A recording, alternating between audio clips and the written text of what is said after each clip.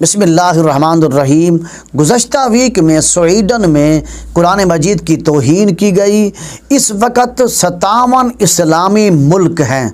پھر جب social media کے ذریعے سے مسلمانوں کو معلوم ہوتا ہے تو مسلمان سراپا احتجاج ہو جاتے ہیں، ریلیاں نکالتے ہیں، ہڑتالیں کرتے ہیں، روڈوں کو بند کر دیتے ہیں، جلسے جلوس ہوتے ہیں، اپنی اپنی محبت کا اظہار کرتے ہیں۔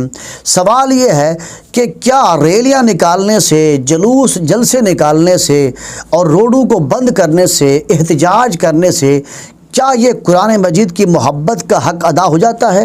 کیا اس طرح ہمارے عمل کرنے سے یہود و نصارہ اس کام سے باز آ جائیں گے؟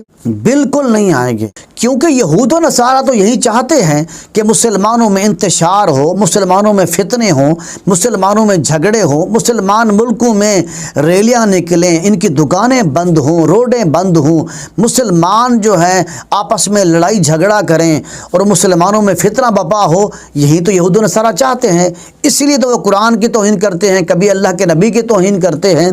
تو سوال یہ ہے کہ ہم یہود و نصارہ کا مقابلہ کیسے کریں؟ دیکھیں، میں جس نتیجے پر پہنچا ہوں کہ ہم یہود و نصارہ کا مقابلہ اس طرح کریں تاکہ ہم کامیاب ہو جائیں اور یہود و نصارہ کو شکست ہو، اور یہود و نصارہ کو آئندہ جو ہے وہ اس طرح حرکت کرنے سے یہود و نصارہ باز آ جائیں۔ وہ یہ ہے کہ ہم یہود و نصارہ کی مخالفت کریں۔ کیسے مخالفت کریں؟ میں پہلے ایک حدیث عرض کر دیتا ہوں، آپ حدیث سنیے جس کو امام ابن ابی شیبہ نے روایت کیا۔ حضرت عبید اللہ بن عتبہ بیان کرتے ہیں کہ حضور نبی اکرم صلی اللہ علیہ وسلم کی خدمت میں ایک مجوسی آیا، دراحالہ کہ اس نے داڑھی منڈائی ہوئی تھی اور مونچھیں لمبی رکھی ہوئی تھی۔ نبی صلی اللہ علیہ وسلم نے شاہ فرمایا، یہ کیا ہے؟ اس نے کہا، یہ ہمارے دین میں ہے۔ آپ نے فرمایا، ہمارے دین میں یہ ہے کہ ہم مونچھیں کم کریں اور داڑھیوں کو بڑھائیں۔ چنانچہ امام طبرانی نے ایک حدیث بیان کی ہے، اس میں یہ ہے کہ حضور نبی اکرم صلی اللہ علیہ وسلم نے شاہ فرمایا کہ داڑھیاں بڑھاؤ، مونچھیں کم کرو، مونچھوں کو کاٹو، اور یہود و نصارہ کی، مجوسیوں کی تم مخالفت کرو۔ اور اسی طرح یہود و نصارہ کی مخالفت کی ایک اور حدیث ہے جس کو امام مسلم نے روایت کیا، حدیث نمبر ہے 602۔ حضرت انس رضی اللہ تعالیٰ سے روایت ہے کہ یہودیوں میں جب کوئی عورت حائض والی ہوتی تھی تو وہ یہودی نہ تو اس عورت کے ساتھ کھانا کھاتے تھے اور نہ ہی اس کے ساتھ پانی پیتے تھے اور نہ ہی اس کے ہاتھ کا بنا ہوا کھانا کھاتے تھے۔ چنانچہ وہ یہودی جو تھے وہ حیض والی عورت کو اپنے گھروں سے نکال دیتے تھے۔ چنانچہ اللہ کے نبی صلی اللہ علیہ وسلم سے اس مسئلہ کے متعلق جب پوچھا گیا تو اللہ تعالیٰ نے یہ آیت نازل فرما دی۔ ترجمہ اس کا یہ ہے کہ یہ آپ سے حیض کے بارے میں سوال کرتے ہیں۔ آپ فرمائیے کہ حیض نجاست ہے، اس لیے کہ ایام حیض میں عورتوں سے علیحدہ رہو۔ حضور نبی اکرم صلی اللہ علیہ وسلم نے اس کی تفسیر میں فرمایا، جماع نہ کرو، باقی تمام معاملات میں عورتوں کے ساتھ مشغول رہو۔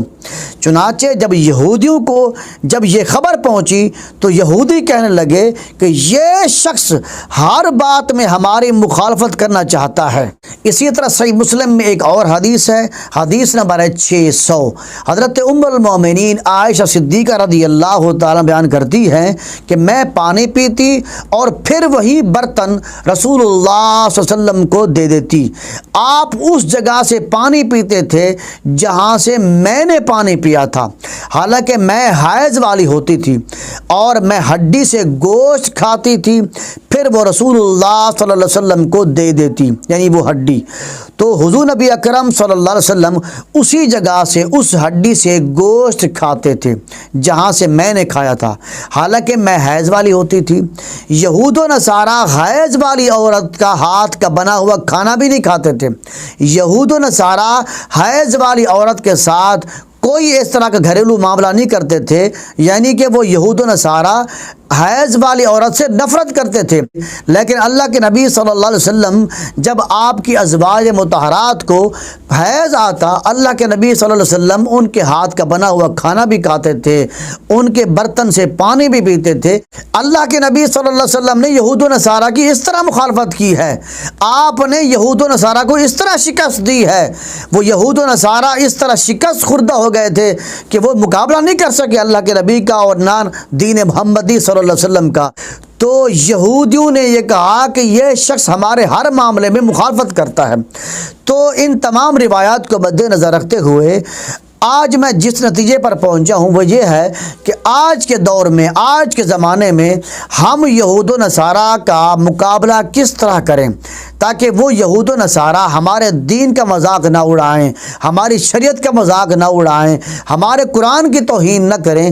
تو اس کا ایک ہی علاج ہے، وہ یہ ہے کہ ہم مسلمان قرآن مجید کو پڑھیں، قرآن مجید پر عمل کریں، قرآن مجید کے احکامات پر عمل کریں، اور تمام اسلامی ممالک کے سربراہان کو چاہیے وہ ایک کانفرنس بلائیں اور اس کانفرنس میں یہ اعلان کر دیں کہ جو بندہ بھی سیاست میں آنا چاہتا ہے اس کو ناظرہ قرآن مجید تلفظ کے ساتھ آنا لازم قرار دے دیں، اور اس سیاسی بندے کے لیے آخری سپارہ یعنی جو 30واں سپارہ ہے سورتوں والا، اس کا حفظ ہونا بھی لازم ہو۔ لیکن آج کے دور میں ہم دیکھتے ہیں کہ سیاسی لیڈر ہے، وزیر ہے، اس کو سورہ اخلاص بھی نہیں آتی، ہے وزیر اس کو سورہ فاتحہ نہیں آتی، ہے وزیر لیکن اس کو دعائے قنوت نہیں آتی، جج ہے اس کو قرآن نہیں آتا۔ جب اس طرح ہمارے مسلمان عمل کریں گے تو ظاہر ہے ہمارے اس عمل کو دیکھ کر پھر یہود و نصارہ قرآن کی توہین نہیں کریں گے تو پھر کیا کریں گے؟ آج ہم یہود و نصارہ کا مقابلہ اس طرح کریں کہ آج مسلمان یہ اعلان کریں، احتجاج اور جلوس نکالنے کی بجائے ایک بڑی کانفرنس منعقد کریں، اور اس کانفرنس میں مسلمان یہ اعلان کریں کہ آج کے بعد ہر مسلمان اپنے گھر میں ایک بچے کو قرآن کا قاری بنائیں۔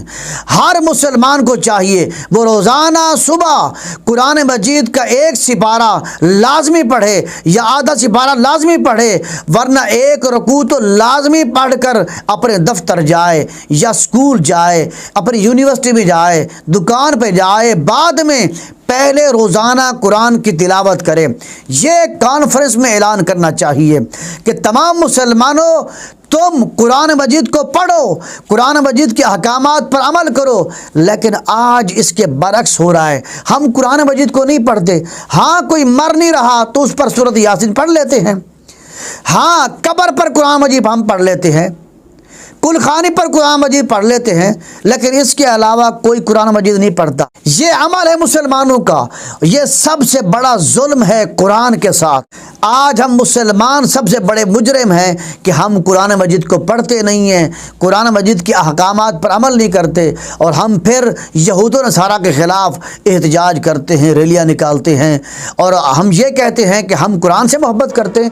یہ قرآن مجید کی محبت کی علامت تو نہیں ہے۔ اور میں قسم کھا کے کہتا ہوں کہ جتنے لوگ جلوس میں ہوتے ہیں، ریلیاں نکالتے ہیں، اس میں سے الا ماشاء اللہ کوئی بھی ایسا شخص نہیں ملے گا آپ کو کہ جس کو قرآن مجید تلفظ کے ساتھ آتا ہو۔ ہمارا چھوٹا بچہ ابھی زبان سے بولنا شروع ہوتا ہے تو اس کو ہم انگریزی پڑھانا شروع کر دیتے ہیں، انگریزی اسکول میں جا کر جمع کرا دیتے ہیں، وہ وہاں پر انگریزی سیکھتا ہے، انگریزی پڑھتا ہے، قرآن نہیں آتا۔ سب سے بڑے ظالم تو ہم مسلمان ہیں۔